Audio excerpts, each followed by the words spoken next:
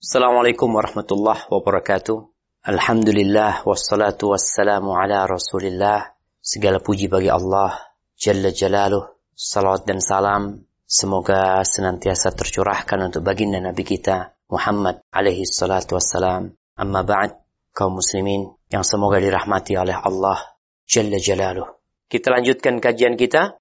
Wa an Abi Hurairah radhiyallahu anhu qala خرج رسول الله صلى الله عليه وسلم ذات يوم أو ليلة فإذا هو بأبي بكر وعمر رضي الله عنهما فقال ما أخرجكما من بيوتكما هذه الساعة قال الجوع يا رسول الله قال وأنا والذي نفسي بيده لأخرجني الذي أخرجكما قوما فقام معه فأتى رجلا من الأنصار فإذا هو ليس في بيته فلما رأته المرأة قالت مرحبا وأهلا فقال لها رسول الله صلى الله عليه وسلم أين فلان؟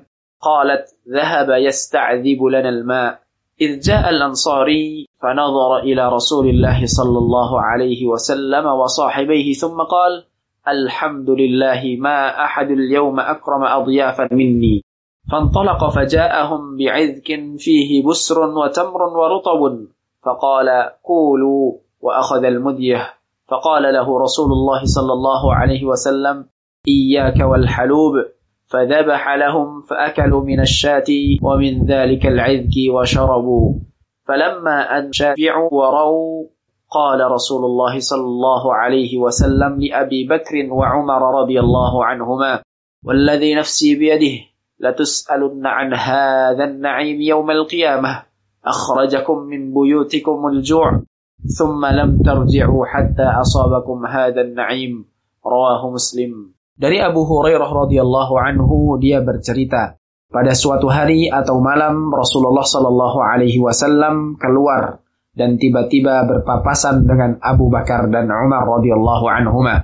Maka beliau pun bertanya, apa yang menyebabkan kalian berdua keluar rumah pada saat seperti ini?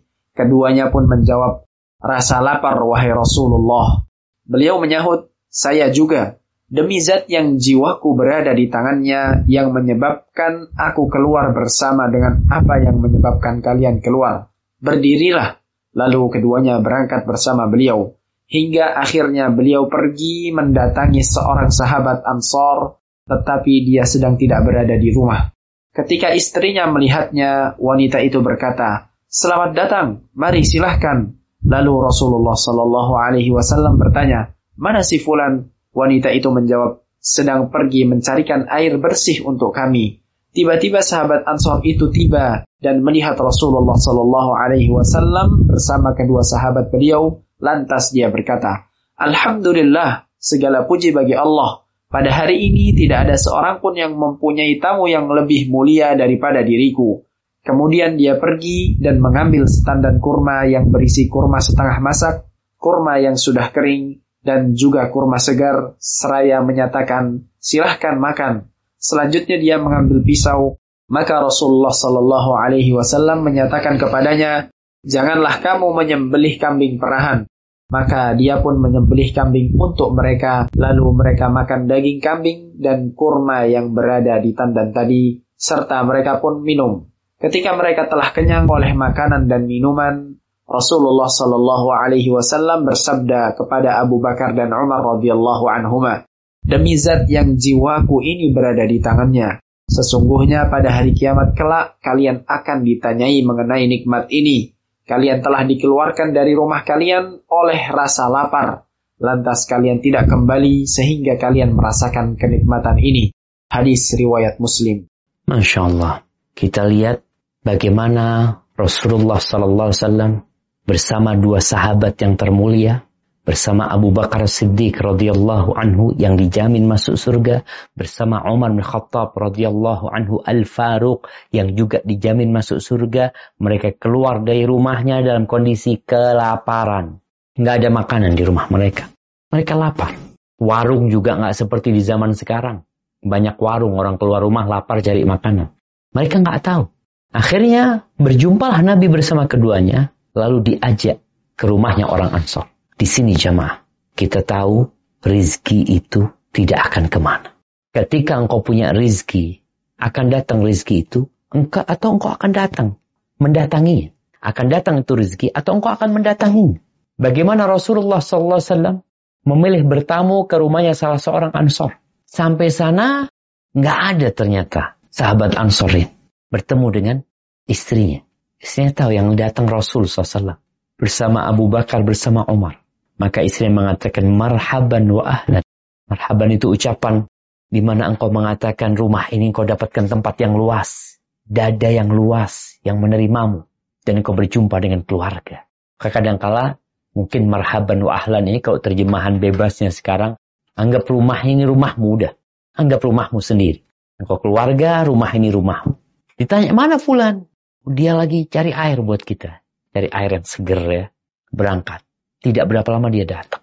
Lalu di sini disebutkan bagaimana bahagianya kedatangan Rasul SAW, kedatangan Abu Bakar, kedatangan Umar, 3 orang termulia di muka bumi ini. Dan Nabi SAW adalah manusia yang termulia di antara seluruh jagat raya ini. Beliau keluar kelaparan. Sallallahu alaihi wasallam. Dia menyebutkan gak ada yang memiliki tamu yang lebih mulia daripada dia sekarang. Sebenarnya tamu jemaah itu untuk orang dari luar kota. Yang dia punya hak untuk tinggal di tempat kita ya. Tapi kalau sekedar tamu yang dari dalam kota, ya dia berkunjung aja ke rumah kita. Tidak disebut tamu, biasanya seperti itu. Tapi dia menyebutkan ini satu hal yang istimewa buat dia gitu. Akhirnya dia memuliakan tamunya. Makanya antum kalau antum lapar, antum datang ke rumah kawan antum. Di rumah nggak ada makan atau gimana, ya udah bismillah. Yuk kita berkunjung ke rumahnya fulan. Nggak apa-apa. Dengan harapan dikasih makan, iya nggak apa-apa. Mungkin di sana ada sesuatu yang bisa disuguhkan untukmu.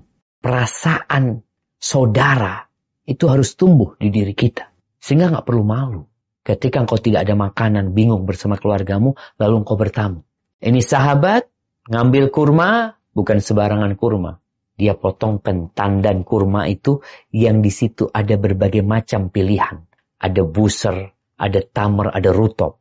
Buser kurma yang hijau yang sepet-sepet. Mungkin kadang-kala orang makan yang manis, kemudian bosan, kena yang sepet lagi, dia makan yang manis. Dikasih pilihan sama orang Ansor. Ya sekali aja ya, sekali lagi kalau tadi disebut Nabi itu nggak pernah kenyang. Kadang-kadang beliau dapat tuh yang kayak gini. Tapi kadang-kala beliau harus mengikat perutnya dengan bebatuan. Sallallahu alaihi wasallam. Kemudian sahabat ini ambil pisaunya. Dia mau nyembelih kambing. Makanya dia mau usahakan antum piara kambing. Jadi kalau ada tamu, langsung potong kambing. Oh sekarang Ustaz lebih mudah lagi Ustaz. Tinggal pesen, telepon dikirim. Allahu Akbar. Ini sahabat harus potong sendiri. Masak bersama istrinya. Dan biasanya dimasak, masak yang paling cepat itu dibakar ya. Jadi kalau kita lihat bagaimana Rasulullah SAW, beliau menunggu kambing itu masak, mereka makan kurma. Dan Nabi memberikan arahan agar tidak menyembelih yang sedang diperas. Karena Nabi nggak tahu dia punya berapa ekor kambing. Kadang-kala kambingnya ada kambing satu yang kurus atau apa, ya sudahlah. Kambing yang dipotong itu yang penting jangan yang diperas susunya. Kemudian disuguhkan kepada Nabi SAW. Nabi makan. Setelah selesai makan, Nabi tidak pergi begitu saja. Rasulullah SAW senantiasa memanfaatkan momentum untuk berdakwah, untuk memberikan pencerahan. Maka di situ Nabi SAW mengatakan kepada Abu Bakar, yang Nabi udah tahu bagaimana keimanan Abu Bakar, Umar bin Khattab. Apa kata Nabi SAW? Walladhi nafsi biyadih, latus'alunna an hadhan na'im yawmal qiyamah. Kalian benar-benar akan ditanya tentang nikmat ini. Akan ditanya. Dipakai buat apa? Energi yang masuk ke tubuhmu. Kalian keluar dalam kondisi lapar, pulang kenyang, terus dipakai buat apa? Energi, kalori yang masuk ke tubuh dibuat apa? Wallahi jamaah, kita sering makan enak, kemudian kita dapat energi di tubuh kita, tapi dibuat tidur, dibuat main, dibuat untuk hal-hal yang negatif, atau yang gak ada gunanya. Maka Nabi mengingatkan Abu Bakar dan Umar, kalian bakal ditanya tentang nikmat ini. Tsumma latus'alunna yawma idzin 'anil na'im.